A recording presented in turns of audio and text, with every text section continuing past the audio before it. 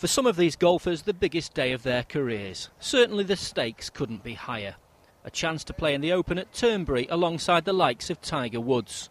The thought of getting in the Open in a couple of weeks is always going to bring you on, and it's nice to be at Mere as well. You know, it's a new test as well, being first time here.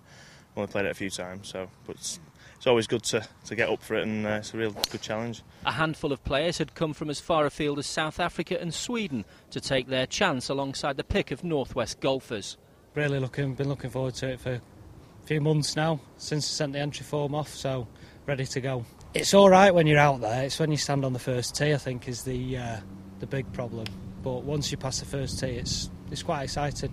It's a really big thing if you get into the Open, so it's something nobody can ever take away from you. So yeah, it's quite a buzz around the club, everyone's talking about it, so hopefully it'll go well.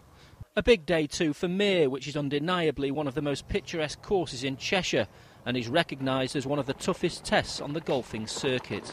It's a special year for us. It's our 75th year as a golf club, so obviously 1934. First time we've actually had this event in our history, so we're delighted to have it.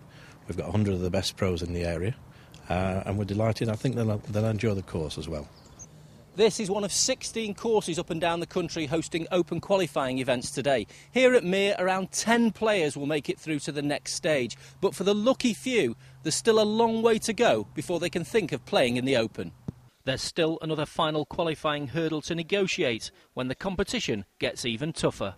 Normally, golfers want to avoid hitting the ball into water at all costs, but at Mere, players get into the swing of things by doing just that.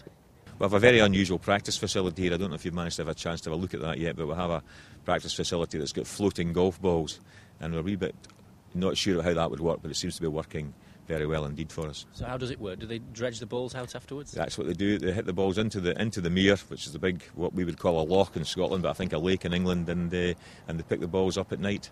About 8,500 balls in there at any one time. So for some, their hopes of glory hinge on sinking putts.